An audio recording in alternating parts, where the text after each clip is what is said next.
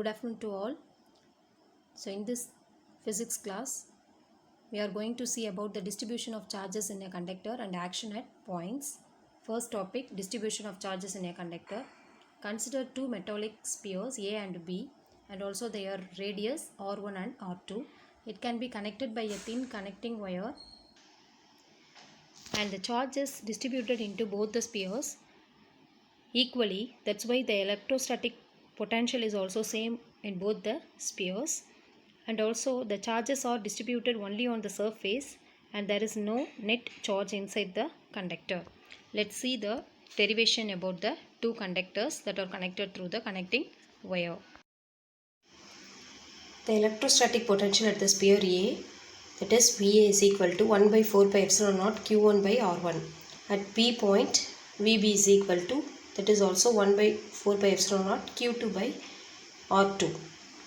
So here the surface of the conductor is an equipotential. So that's why when the spheres connected by the conducting wire together form an equipotential surface. So therefore VA is always equal to VB.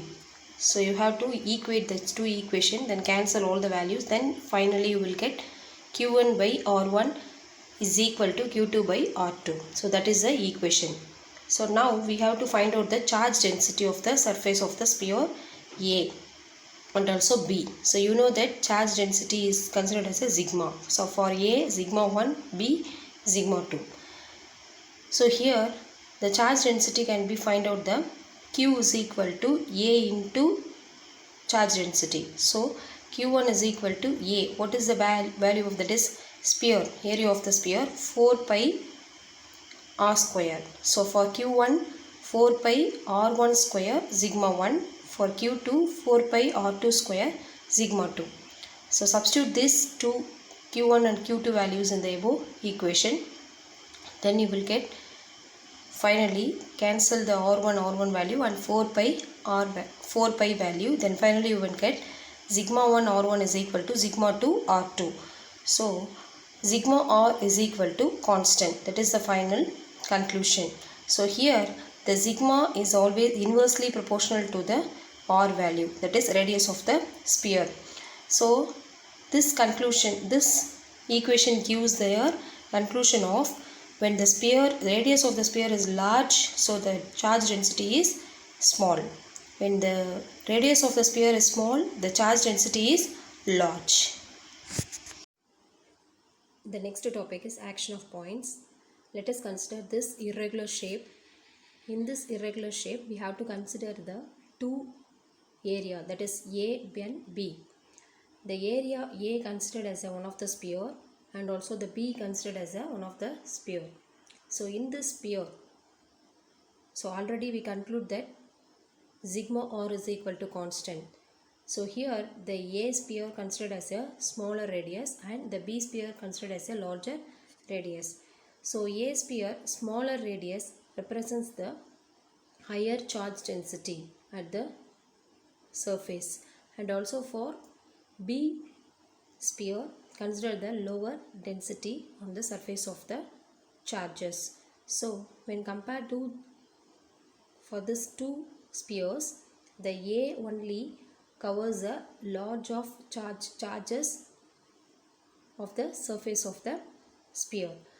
So that's why that is called the action of points. When the accumulation of charges is high, that is considered as a action of points.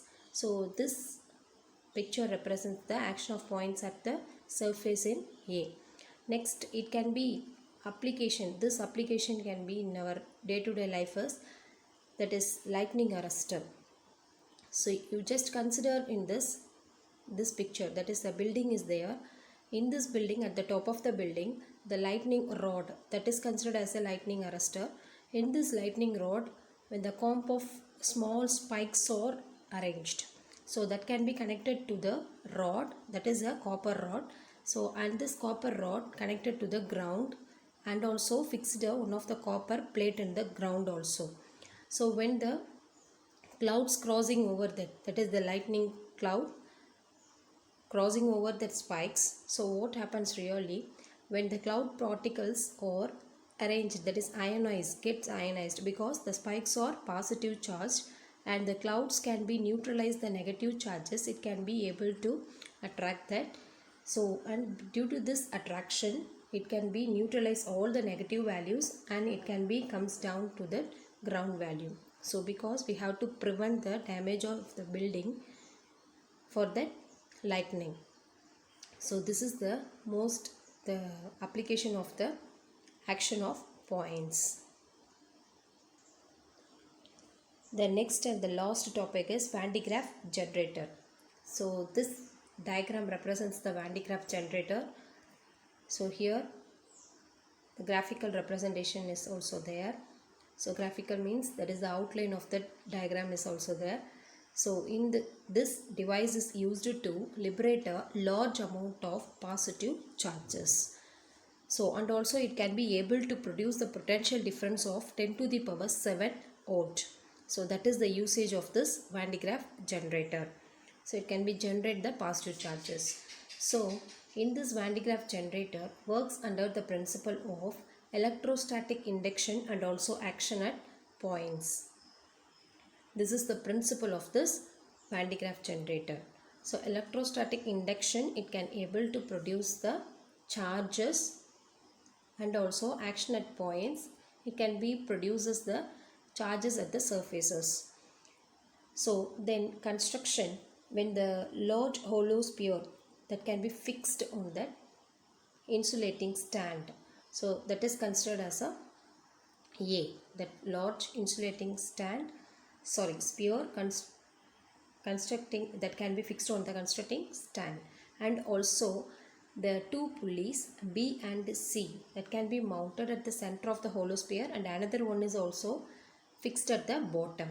So then the belt is also that insulated material of silk or rubber. Here probably we have to use the silk rod that can be connect the two pulleys, and also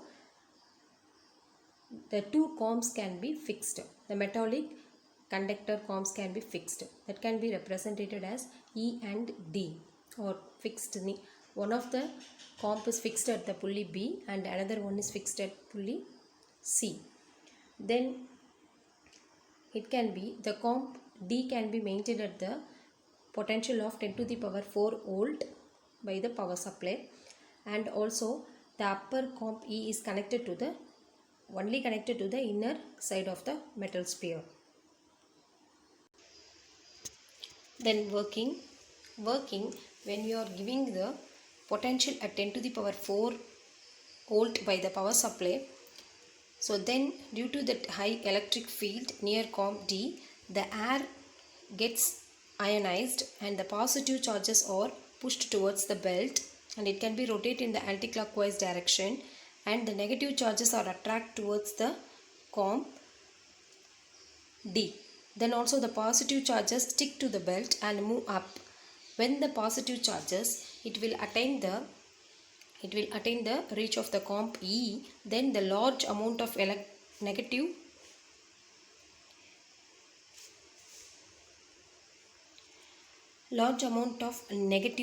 that is present in the spheres gets neutralized and only liberated the positive charges on the sphere.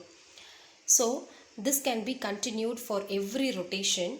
For every rotation it can liberate, that is at the top in the sphere it only accumulated the positive charges that can be leakage to the surface of the sphere also, metallic sphere also.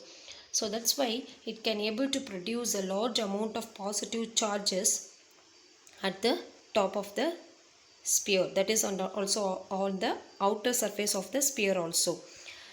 So here what happens, when the charges produces a large amount of positive charges at the sphere, that is called the generator, Van de Graaff generator. This high voltage produced in this, it can be able to produce the high voltage of 10 to the power 7 volt. It can be used in the Van de Graaff generator, used to isolate the positive ions for nuclear disintegrations and also for another application.